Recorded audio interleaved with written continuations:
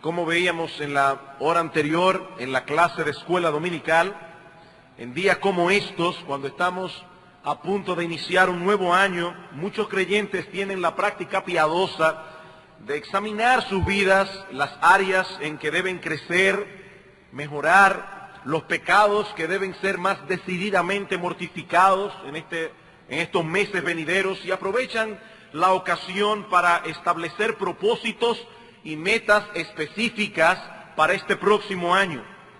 Pero en medio de esta tarea, que repito, es una tarea piadosa, es una tarea recomendable, pero cuando los creyentes se sientan a examinar su vida, a ver lo que fueron estos meses pasados, a establecer resoluciones para el año próximo, al escuchar todas estas resoluciones que Jonathan Edwards hizo en su vida cuando era apenas un joven de unos 20 años de edad, surgen muchos temores, interrogantes, ansiedad en nuestros corazones, al punto de que algunos nos cansamos antes de comenzar a correr.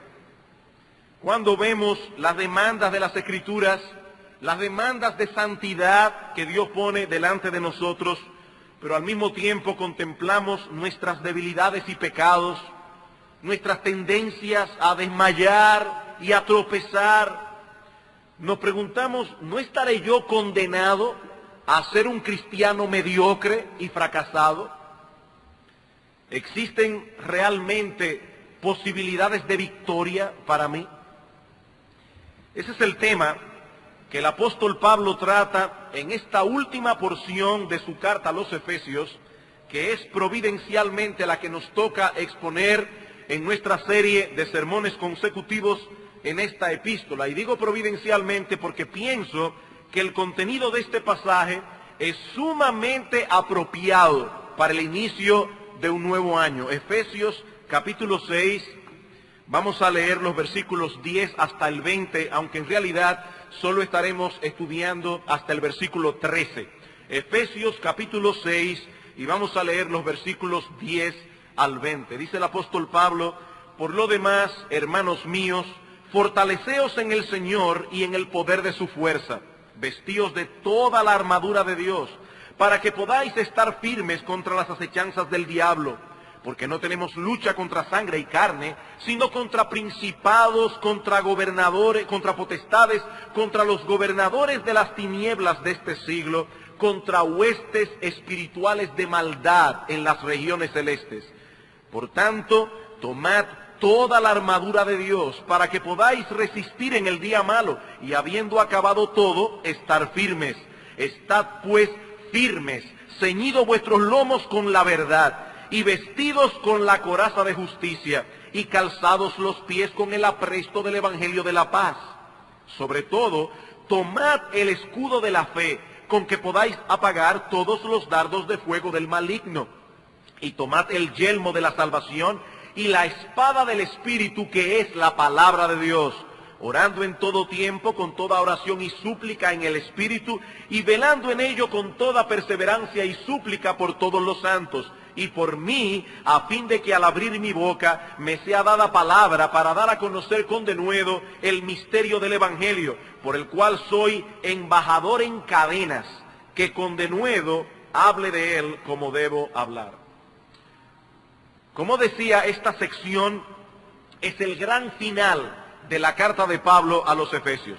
La epístola comienza explicando el propósito de Dios para con su pueblo, propósito que fue concebido y decretado antes de la fundación del mundo. Dios se propuso redimir en Cristo a un grupo de hombres y mujeres de toda lengua, pueblo, tribu, nación, y hacer de todos ellos una nueva sociedad llamada la Iglesia. Una familia con un solo Padre, un solo Señor, una sola fe, y donde cada uno de sus miembros se encuentra en un proceso de renovación a la imagen de Jesucristo. Repito, hermanos, Dios se ha propuesto formar una nueva sociedad de hombres y mujeres que, aunque no son perfectos porque no han sido aún glorificados, han sido transformados por el poder de Dios. Y Pablo dice que ahora estos hombres y mujeres deben vivir a la altura de lo que son como cristianos. Efesios capítulo 4, versículo 1. Dice Pablo: yo pues, preso en el Señor, os ruego que andéis como es digno de la vocación con que fuisteis llamados. Y en todo el resto de la epístola, el apóstol Pablo pasa a explicar lo que eso significa en la práctica. Los cristianos somos distintos, esencialmente distintos de los no cristianos. Y esto debe ser evidente en nuestro diario vivir, en nuestra relación con los hermanos en la iglesia, en nuestro comportamiento en el mundo, en nuestras relaciones familiares. En cada una de esas áreas nosotros debemos manifestar que Cristo ha hecho una obra en nosotros, que ya no somos los mismos que éramos antes de ser cristianos, que tenemos otros estándares de vida, otras motivaciones, otras perspectivas de la vida, otras metas que alcanzar. Lo que Pablo va a decirnos ahora en esta última sección es que eso encierra necesariamente una gran dificultad, que no es un asunto fácil y sencillo vivir a la altura de nuestra vocación como cristianos. Amados hermanos, tan pronto hicimos la paz con Dios por medio de Cristo, nos pasamos a otro bando, en una guerra sin cuartel entre el bien y el mal. Cada pulgada de terreno que avancemos en el camino de la santidad será en medio de grandes conflictos, porque la vida cristiana no es un parque de diversiones, la vida cristiana es un campo de batalla. Estamos inmersos en una guerra espiritual. Pero como veremos en un momento, Dios nos ha dado las instrucciones y recursos necesarios para poder tener victoria en medio de esta guerra. Es de suprema importancia que los cristianos estemos apercibidos de esta lucha, de los recursos con los cuales contamos, del enemigo que estamos enfrentando. De lo contrario, hermanos, seremos presa fácil de las seducciones y de las tentaciones y los engaños del enemigo de nuestras almas. Y como decía, ese es el tema que vamos a tratar en esta mañana, en este primer culto del año 2002, la lucha del cristiano. Y para ello quisiera que veamos en primer lugar la realidad de la lucha. La realidad de la lucha. Si hay algo que salta a la vista de inmediato cuando comenzamos a leer esta sección de la carta, son las figuras y metáforas militares que el apóstol Pablo usa para describir la vida del cristiano. Pablo está presentando aquí una batalla, una guerra espiritual a la que debemos ir con todo el equipo de combate. No con una parte, con todo el equipo de combate, con la parte defensiva y con la parte ofensiva. Hay un cuartel general con el que debemos permanecer en contacto todo el tiempo.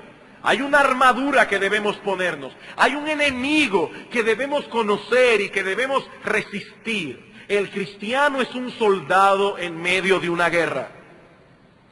Hace unos años atrás tuve la oportunidad de ir con mi familia a un cementerio famoso custodiado por unos soldados y nos tocó presenciar la ceremonia del cambio de guardia. Y aquello fue tan impresionante, el uniforme de los soldados, los movimientos tan sincronizados, la ceremonia en sí mismo, todo era sumamente llamativo. Pero hermanos, una cosa es ver a un soldado bien vestido con su uniforme en una ceremonia como esa, y otra muy distinta es la realidad que estos hombres experimentan en el campo de batalla, sobre todo cuando tienen que enfrentarse con el enemigo cuerpo a cuerpo. Pocas cosas son tan horrorosas como la guerra.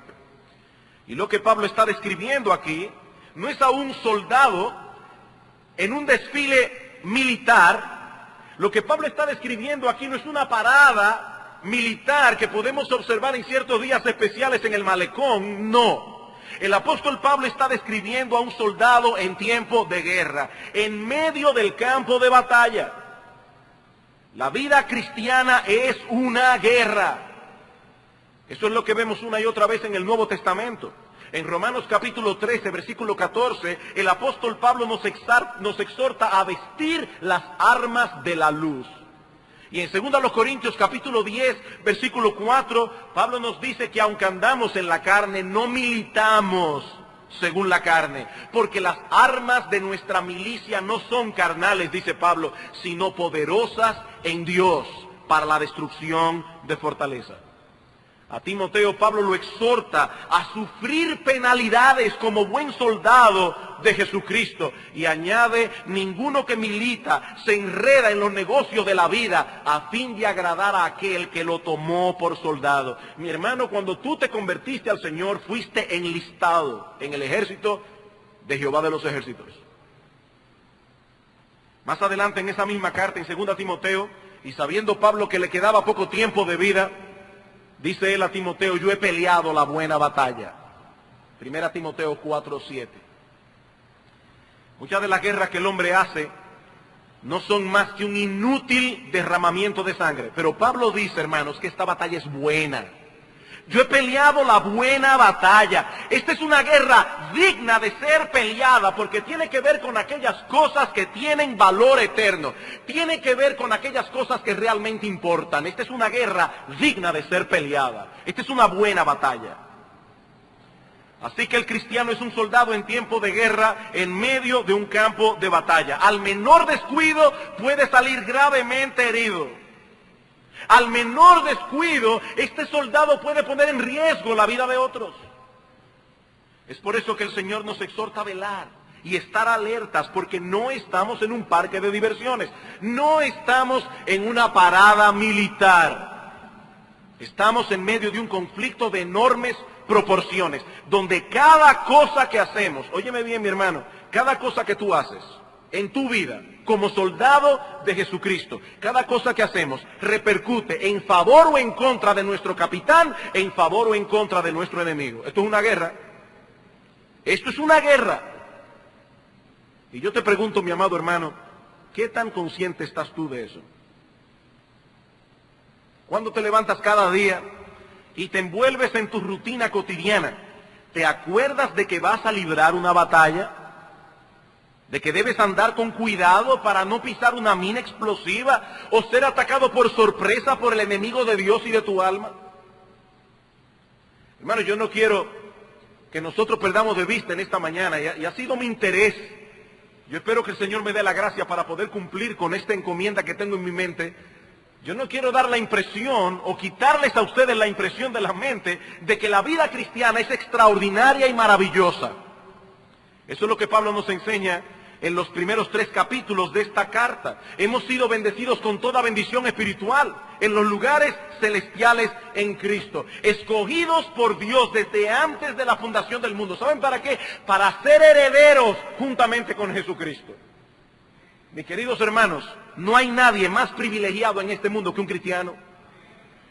Pero eso no elimina la realidad de que la vida cristiana no es un hobby de fin de semana. La vida cristiana no es un hobby de fin de semana. Somos soldados en medio de un campo de batalla. Y la vida de un soldado no es fácil, sobre todo en tiempos de guerra. Para ellos no es un pasatiempo. Me voy a ir unos días allá a Kabul a tirar unos cuantos tiros. No. No, así no es que piense a un cristiano. Es un asunto de vida o muerte. Y Pablo nos dice que nosotros somos soldados en el frente de batalla. Cada día nos enfrentamos con nuevas dificultades, nuevos peligros. Amados hermanos, me temo que muchas veces damos la impresión de no estar apercibido de esa realidad. No estar apercibido de que alrededor de nosotros se está librando un conflicto cósmico de repercusiones eternas. Muchas veces damos la impresión de que esa guerra se acabó. Vivimos como si Dios y el diablo hubiesen firmado un acuerdo de paz, un tratado de no agresión. Algunos parecen estar tan despreocupados, tan quitados de bulla, que nadie diría que están en un campo de batalla. Así viven, así crían a sus hijos, como si no hubiera ningún peligro. Como si no hubiera ningún peligro. Pero la Biblia dice que estamos en guerra y que esta guerra perdurará hasta que el Señor Jesucristo vuelva en gloria y todos sus enemigos sean puestos por estrado de sus pies. Y nosotros veremos eso con nuestros ojos. Hasta entonces, tendremos que seguir peleando cada día de nuestras vidas hasta que lleguemos a nuestro reposo final en la presencia de Dios. Estamos en guerra. Pero Dios nos ha provisto todo lo que necesitamos para pelear. Y ese es el segundo punto que quisiera considerar con ustedes en esta mañana, los recursos que tenemos a la mano. Y de paso, hermanos, cuando veamos los recursos que Dios nos ha dado para pelear, eso nos va a dar una idea de la clase de enemigo que nosotros estamos enfrentando. Sería un error táctico usar las armas más poderosas con un enemigo débil y sin importancia. A nadie se le ocurre, a menos que esté mal de la cabeza, matar un mosquito de un balazo. Con un periódico enrollado es suficiente. El poder de las armas que usamos nos dan una idea del poder del enemigo con el cual estamos luchando. Imagínense que un día el gobierno dominicano tira todo el ejército a la calle y lo dirige hacia un punto específico de la isla con todo su arsenal militar. Y aparte de eso, los Estados Unidos de Norteamérica nos envían unos cuantos portaaviones para reforzar nuestra defensa. Yo te pregunto, mi hermano, ¿qué pensarías tú? ¿Qué pensarías tú cuando tú veas los periódicos llenos de estas noticias y los portaaviones allí en nuestra costa, en el malecón? Seguramente tú pensarías como yo que algo muy grande está sucediendo. Tú pensarías igual que yo que hay un peligro enorme que amenaza la seguridad de la nación. Bueno, nota, mi hermano, cuáles son los recursos que Dios ha puesto a tu disposición para que tú pelees en esta guerra. Para que tengas una idea de qué es lo que estamos enfrentando aquí. En primer lugar, Pablo menciona en el versículo 10 el gran poder de Dios. El gran poder de Dios, versículo 10. Por lo demás, hermanos míos, fortaleceos en el Señor y en el poder de su fuerza. Esta es una guerra que no podremos librar en nuestras propias fuerzas. No es con nuestra propia capacidad o nuestros propios recursos que nosotros podremos enfrentar a nuestro enemigo. Pablo dice aquí que debemos fortalecernos en el Señor. Fortalecernos en el Señor y en el poder de su fuerza. El apóstol Pablo ya había mencionado antes este poder de Dios en el capítulo 1, si son tan amables, por favor, Efesios 1.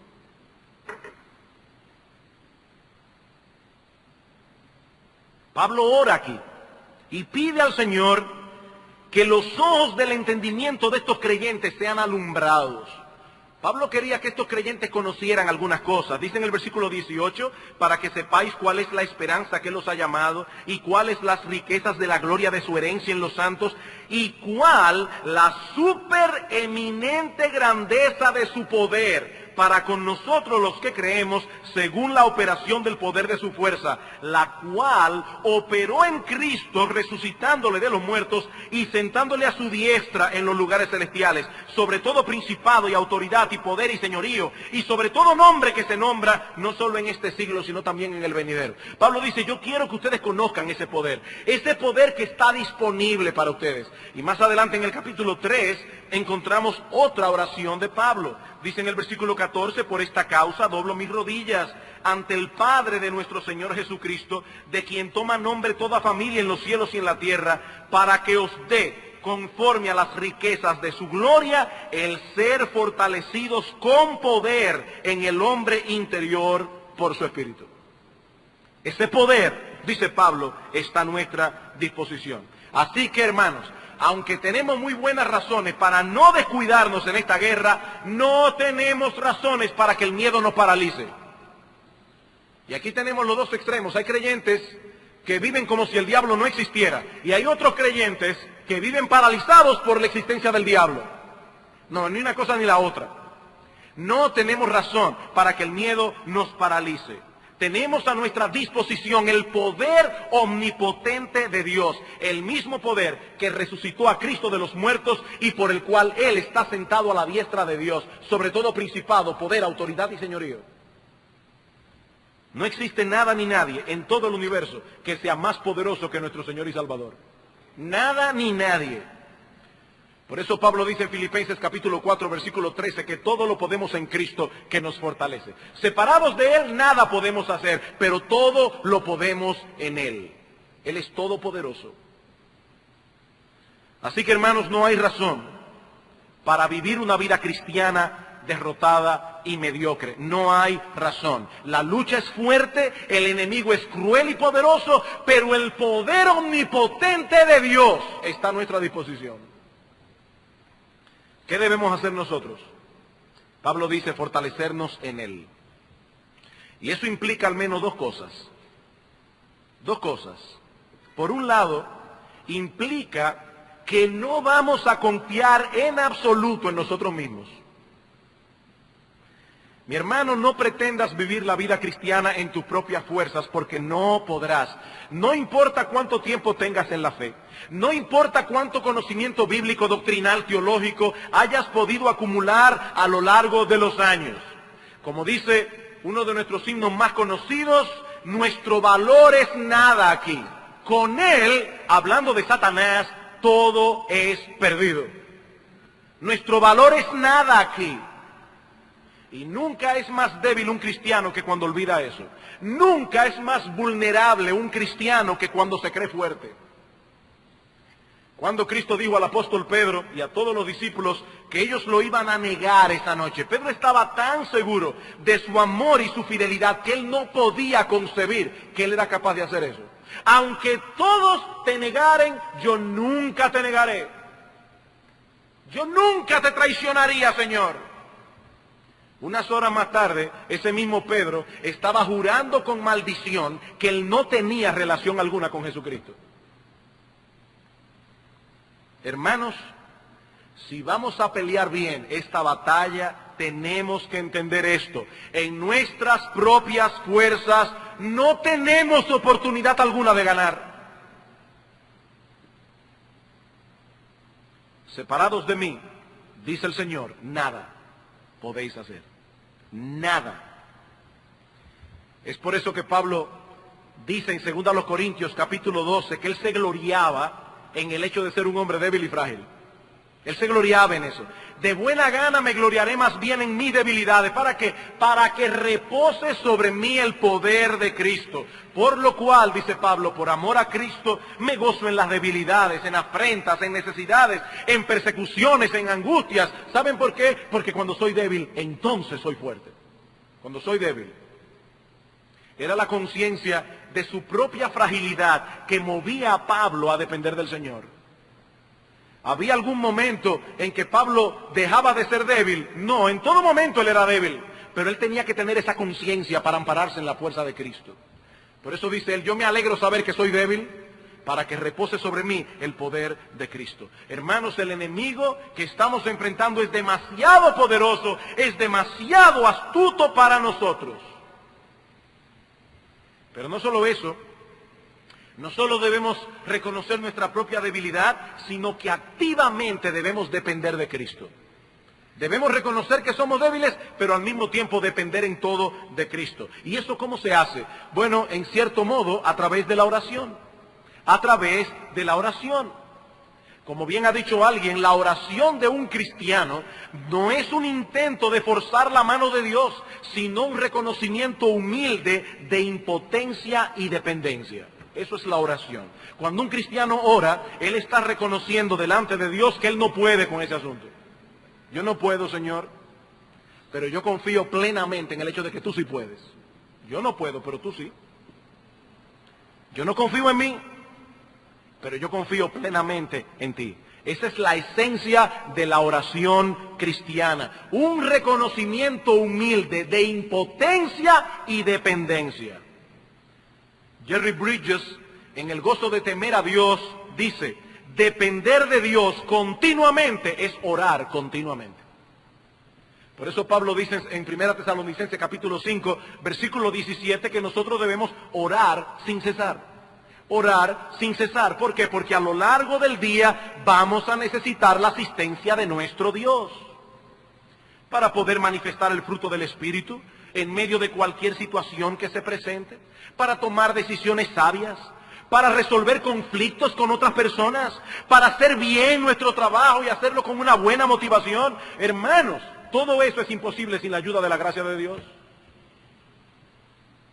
Por eso, Cuando un cristiano comienza el día sin haber buscado el rostro de Dios en oración, y luego se pasa el día que tal vez encuentra un momentico por aquí para orar, y da gracias por los alimentos, y tal vez se acuerda de orar antes de acostarse, ese cristiano es un arrogante que piensa que puede enfrentar al diablo en sus propias fuerzas, o este pobre hombre ignora por completo los peligros que le acechan a cada instante.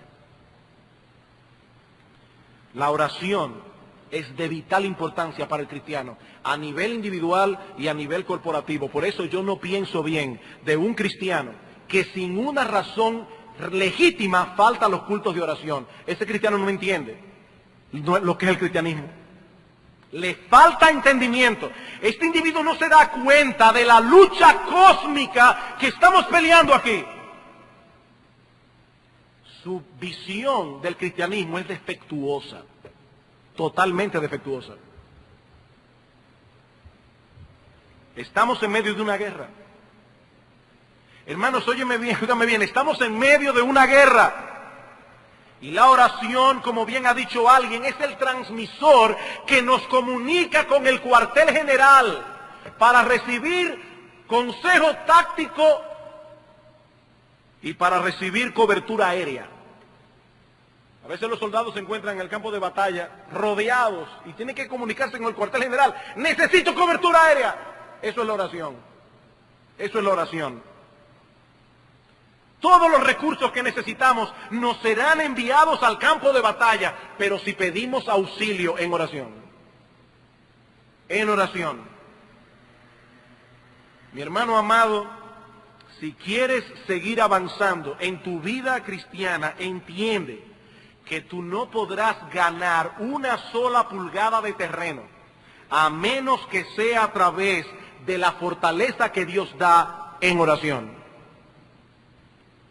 La fortaleza de Dios. Pero hay otro recurso que Dios ha puesto a nuestra disposición y está estrechamente relacionado con este, la armadura de Dios, versículo 11. Efesios 6:11, dice Pablo, vestíos de toda la armadura de Dios, para que podáis estar firmes contra las acechanzas del diablo. Vestíos de toda la armadura de Dios. Y hay un orden en el texto que no debemos pasar por alto. Noten que Pablo nos exhorta primero a fortalecernos en el Señor. Y luego nos dice que debemos vestirnos de toda la armadura de Dios. Ambas cosas son necesarias y en ese mismo orden. Debemos depender de Dios, pero eso no elimina la responsabilidad que tenemos de cultivar y poner en práctica todos esos elementos de la vida cristiana que nos permitirán enfrentar al enemigo eficazmente.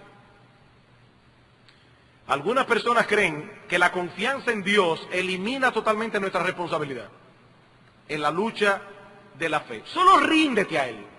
Solo ríndete. Deja que Él actúe. Ahora yo me pregunto, ¿eso qué significa realmente? ¿Eso qué significa? ¿Acaso no tenemos nosotros la responsabilidad de mortificar nuestros pecados?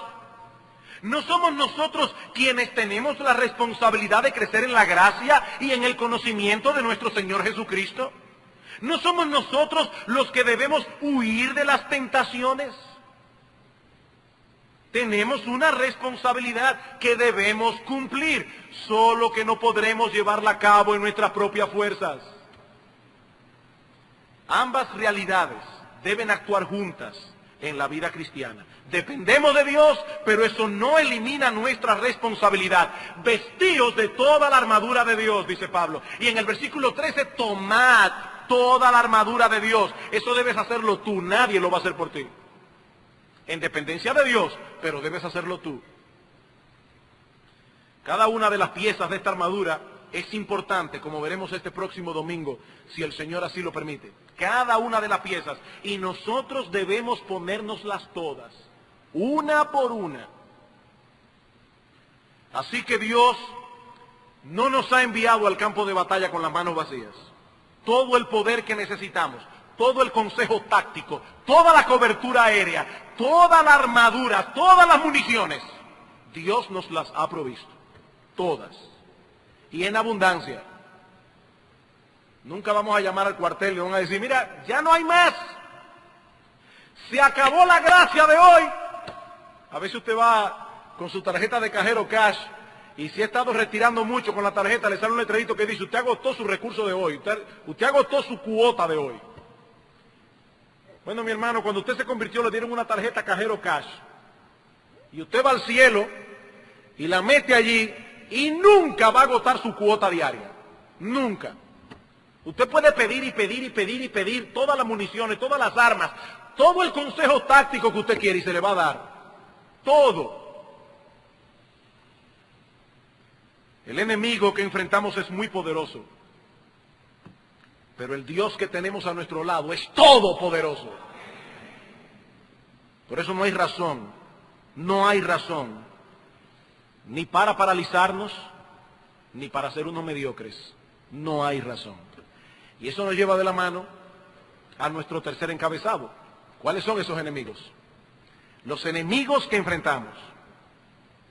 Como yo les decía hace un momento, cuando uno contempla los recursos que Dios ha puesto a nuestra disposición, uno se da cuenta de que el enemigo debe ser muy poderoso. Pero el apóstol Pablo no nos lo deja a la imaginación. El apóstol Pablo, en una forma clara, identifica quién es, o para ser más preciso, quiénes son. Pues son varios, son más de uno. ¿Quiénes son nuestros enemigos? Noten el versículo 11 otra vez. Vestidos de toda la armadura de Dios, para que podáis estar firmes contra las acechanzas del diablo. Ahí está, el diablo. Y es obvio que cuando Pablo habla del diablo, se refiere a un ser personal, no simplemente a un principio abstracto de maldad, no. Pablo está hablando de un enemigo que se opone a los cristianos y que emplea métodos astutos para vencerlos. Esa es la idea de la palabra que Reina Valera traduce como acechanzas. Es la palabra griega metodías. ¿De dónde viene nuestra palabra metódico? El diablo no ataca a tontas y a locas. Él tiene un plan conforme al cual actúa para hacernos caer. Él tiene un plan con cada ser humano, con cada uno. Óyeme bien, mi amigo, si tú no eres cristiano, el diablo tiene un plan para ti. Y tú crees que tú eres libre, y tú crees que eres tú quien estás rechazando el evangelio, y eres tú. Pero el diablo te está poniendo los recursos en bandeja de plata para que tú sigas hundiéndote más. El diablo tiene un plan contigo, óyeme bien. Y él no ataca a tontas y a locas. Es el diablo, mi amigo, quien te ha llevado a ti al punto donde tú estás hoy. Es el diablo que lo ha hecho. Es el diablo que ha endurecido tu corazón contra el evangelio. Es el diablo que te ha hecho rechazar la vida eterna. Es el diablo, mi amigo, no es otra cosa. Él tiene un plan para ti. Él no actúa a tontas y a locas. Tiene un plan para hacernos caer, para extraviarnos doctrinalmente, para que hagamos tropezar a otros, para que dividamos la iglesia, para que no seamos efectivos en nuestro testimonio de la gloria de Dios y del Señor Jesucristo. Muchas personas hoy día niegan la existencia del diablo. Aunque el hombre siempre va de un extremo a otro, también le gusta en el otro extremo coquetear con el ocultismo. Y hoy día se está coqueteando mucho con el ocultismo. No es pura casualidad que esta película de Harry Potter haya tenido el efecto que ha tenido. Leí en estos días que el sumo sacerdote de la iglesia de Satanás en Salem, Massachusetts, dice Harry Potter es un enviado divino. Dice que ellos han recibido ahora tantas peticiones de jóvenes que quieren entrar a la iglesia de Satanás, producto de haber visto la película de Harry Potter. Eso no es un juego. Si usted va a ir a ver esa película, infórmese bien antes. Infórmese bien antes. No exponga a sus hijos a estas cosas. Y hay varios panfletos que andan por allí que pueden ser de gran ayuda para hacer un examen concienzudo y objetivo del peligro que está detrás de los libros y la película de Harry Potter. Y es algo que nosotros debemos examinar sin apasionamientos, con objetividad. Solo estoy diciendo, miremos bien, abramos nuestros ojos. Hay una propaganda a favor del ocultismo, fuertemente, y están tratando de enrolar a nuestros hijos cuando todavía no tienen criterio para diferenciar. Hay muchos cuentos de hadas que tienen brujas y todo eso. El problema con la película de Harry Potter es que es una película que se desarrolla en el tiempo real. Es un libro que habla de un joven en el mundo real, no es un cuento de hadas. Y esta autora, Rowland, se encargó de buscar en muchos libros para que toda la información que ella pone ahí es verdadera. Es decir, los embrujos que aparecen allí son verdaderos, son reales. No es un juego. Y no es pura casualidad que el libro se ha traducido a más de 40 idiomas y esta mujer probablemente es una de las mujeres más ricas del Reino Unido en el día de hoy. Niegan la existencia del diablo, coquetean con el ocultismo. Parece contradictorio, pero es así. Ese es el hombre. Ese es el hombre, un manojo de contradicciones. Ahora la Biblia, la palabra infalible de Dios, nos dice con toda claridad que existe un ser que se llama Diablo y Satanás, que era un ángel poderoso que se llenó de orgullo y de soberbia hasta el punto de rebelarse contra Dios. En 1 Timoteo capítulo 3, versículo 6, hablando de las cualificaciones que debe tener un pastor, dice, no un neófito. No sea que envaneciéndose caiga en la condenación del diablo, envaneciéndose. El diablo se envaneció, se llenó de orgullo, se rebeló contra Dios y arrastró consigo a toda una hueste de ángeles que se convirtieron en demonios. ¿Qué tan poderoso es un ángel? Bueno, la Biblia dice que uno solo fue suficiente para matar 180,000 asirios en una noche. Uno solo. El diablo no es omnipresente, él no puede estar en todo lugar a la vez, pero él tiene toda una hueste espiritual de maldad bajo su mando. Dice en el versículo 12, porque no tenemos lucha contra sangre y carne, sino contra principados, contra potestades, contra los gobernadores de las tinieblas de este siglo, contra huestes espirituales de maldad en las regiones celestes.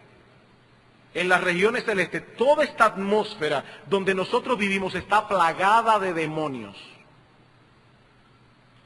Si usted me ve como un personaje salido de la Edad Media, eso no es mi problema. Yo estoy simplemente predicando lo que dice la palabra de Dios. Y tú que no eres cristiano, estás a merced de ellos. A merced de ellos. Nuestra lucha no es contra sangre y carne. Si los creyentes recordaran esto, más a menudo, no se enredarían tanto en controversias y pleitos con otras personas. Tus verdaderos enemigos, mi amado hermano, no son aquellos que tú ves con tus ojos. No. No es tu cónyuge inconverso. No es ese compañero de trabajo o de universidad que te vive criticando porque tú eres cristiano, y mucho menos somos nosotros los hermanos de la iglesia. Nosotros no somos tu enemigo. No te pierdas. Muchas veces Satanás y sus huestes usarán a personas de carne y sangre para atacarnos y molestarnos. Pero nosotros debemos ver más allá. Debemos ver la batalla que se está librando en este mismo momento entre el reino de la luz y el reino de las tinieblas. No te dejes engañar, mi hermano. Si tienes algún problema con un ser humano de carne y hueso, igual que tú, recuerda, nuestra lucha no es contra sangre y carne. Es contra principados, potestades, contra los gobernadores de las tinieblas de este siglo, contra huestes espirituales de maldad en las regiones celestes. Ellos son los que nos ponen resistencia para que no andemos como es digno de nuestra vocación, para que no seamos consecuentes con nuestra fe, al interactuar con nuestros hermanos en la iglesia, al tratar con las cosas del mundo, al relacionarnos con nuestra familia, con nuestro cónyuge, con nuestros hijos, con nuestros padres. Es en ese terreno que se libra la batalla espiritual de la que Pablo habla aquí. Que nadie piense en esos monstruos que aparecen en las películas de Hollywood, con todos esos efectos especiales aterradores. No, el diablo y sus demonios no actúan así. Ellos no se presentan en esa forma. El ataque de ellos consiste en seguir engañando el corazón de los incrédulos, endureciéndolos en contra de Dios y sus caminos, promoviendo un estilo y una filosofía de vida que se oponga a la voluntad de Dios, para que los impíos sigan viviendo como unos miserables aquí, sin esperanza y sin Dios, y finalmente compartan con ellos, con el diablo y sus demonios, una eternidad de miseria en el infierno. Es así como ataca Satanás. Y atacan también a los cristianos, seduciéndolos a pecar, sobre todo a buscar satisfacción fuera de Dios. Ese es el arma favorita del diablo para los cristianos. Buscar su satisfacción fuera de Dios. Así fue como el diablo tentó a Cristo en el desierto, así es como nos tienta a nosotros cada día, para hacernos ineficaces, para que tengamos una conciencia culpable, para robarnos el gozo de nuestra salvación, para que seamos una mala recomendación de nuestra fe. Es por eso que debemos fortalecernos en Dios y ponernos toda la armadura que Él ha provisto. No es con cualquier enemigo que estamos peleando, sino con un ser maligno, perverso, con mucho poder y mucha experiencia tentando a los hombres. Mucha experiencia. Un ser que odia a Dios y odia a su pueblo con un odio total y absoluto. A veces uno ve en las películas ciertos caracteres de personas que cuando son malas, son malas. Y cuando son buenos, son buenos. Y la vida no es así. La vida no es así. La vida es real. Pero el diablo sí es así. El diablo odia a Dios. Odia la felicidad de las criaturas de Dios con un odio total y absoluto. Si hay algo que le molesta a Dios, es ver a una criatura de Dios gozando la vida. Lo que se llama gozar la vida. Si hay algo que le molesta al diablo, es ver a una criatura de Dios gozando lo que Dios hace. Gozando a Dios. Al diablo le molesta eso. En Satanás y sus demonios no hay una pizca de amor, no hay una pizca de bondad hacia nadie. Ni siquiera para los que son suyos. Ni siquiera para los que son suyos. Cristo dice de él que él es mentiroso y homicida desde el principio. El diablo miente para destruir. Miente para destruir. Él es un mentiroso. Él ofrece lo que no puede dar. Y disfraza su anzuelo para que el hombre no pueda ver el desastre que le vendrá a su vida cuando lo muerda. Él es mentiroso y homicida. Y yo me pregunto, hermanos, ¿cómo podremos enfrentar un enemigo así sin la gracia de Dios? ¿Cómo podremos? No podemos. Pero yo no quiero concluir dejando en todos ustedes una nota de alarma y de terror, porque Pablo nos deja más bien en el texto una nota de victoria. Y ese es mi último punto que veremos más brevemente, la victoria en medio de la lucha. Es fuerte la lucha, es constante y peligrosa. Pero Pablo nos dice aquí que los cristianos no solo podemos ponerle resistencia al diablo y a sus demonios, sino que podemos avanzar en medio de la batalla. Noten el versículo 11. Vestíos de toda la armadura de Dios para que podáis estar firmes contra las acechanzas del diablo. Y en el versículo 13, por tanto, tomad toda la armadura de Dios para que podáis resistir en el día malo. Y habiendo acabado todo, estar firmes. Podemos resistir Podemos permanecer firmes, dice Pablo, siempre y cuando nos fortalezcamos en Dios y nos pongamos su armadura. El día malo que Pablo menciona en el versículo 13 es probablemente esos momentos críticos en nuestras vidas cuando Satanás y sus huestes nos atacan con más intensidad. Todo el tiempo estamos en peligro, todo el tiempo estamos en guerra, pero hay momentos en que somos atacados más intensamente, cuando sentimos que la tentación es casi insoportable. Y yo me pregunto si todos los cristianos que están aquí no pueden decir, sí, pastor, yo sé lo que es el día malo. ¿Qué cristiano no sabe lo que es el día malo? Por experiencia. Eso fue lo que sucedió con Job. El diablo no tentó a Job por primera vez cuando le pidió permiso a Dios. No, Job había luchado con el diablo muchísimas veces en su vida, pero le llegó el día malo. Y Dios, en el misterio de la providencia divina, le dio permiso a Satanás para entrar a Job en ese día malo.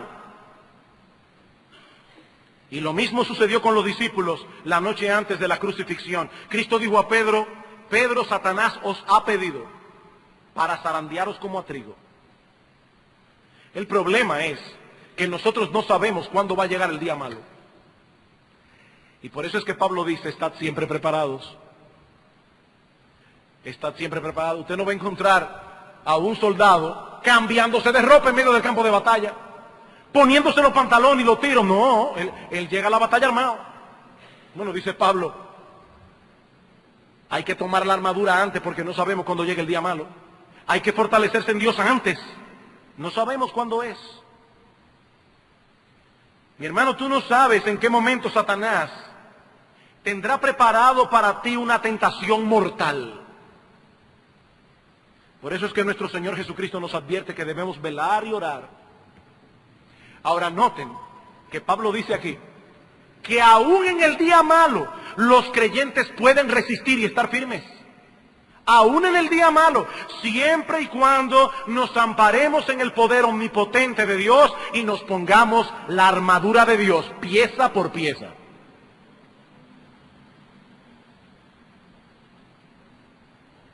Estamos apenas iniciando un nuevo año. La lucha no ha terminado aún. Y no sabemos las dificultades que tendremos que enfrentar en los meses venideros. Como individuos y como iglesia, no lo sabemos. Pero hermanos, nosotros podemos encarar el futuro con confianza, porque Dios sigue siendo Dios. Él sigue siendo nuestro castillo fuerte, nuestro defensor. No importa qué tan grandes y fuertes sean los obstáculos que tendremos que encarar en el camino. Óyeme bien, mi hermano, ninguna muralla puede permanecer en pie, por más grande y fuerte que la muralla sea, siempre y cuando gritemos en el nombre de Dios. Siempre y cuando gritemos en el nombre de Dios. Sigamos avanzando en el campo de batalla, con el escudo para defendernos, con la espada del Espíritu para atacar, porque todavía tenemos mucho terreno que conquistar, mucho terreno. Y cuando salgamos al campo de batalla vamos a recordar aquellas palabras de Dios a Josué, y que ese sea nuestro estandarte. Mira que te mando que te esfuerces y seas valiente. No temas ni desmayes, porque Jehová tu Dios estará contigo donde quiera que vayas. Donde quiera que vayas. Y a ti, mi amigo, que estás aquí en esta mañana sin Cristo, déjame decirte algo con toda la seriedad de la que yo soy capaz.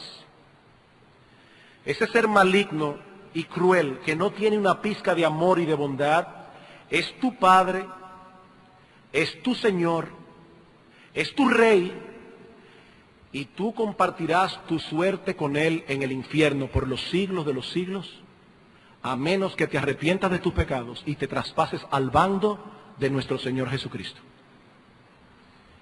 Y eso es una verdad tan sobria, tan sobria.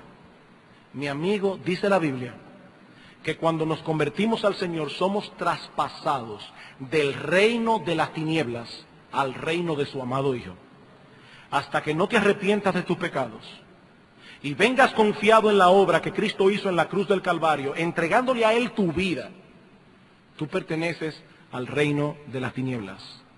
El diablo es tu padre, el diablo es tu señor, el diablo es tu rey, y con el diablo compartirás tu suerte en el infierno por los siglos de los siglos, hasta que te arrepientas de tus pecados ahora.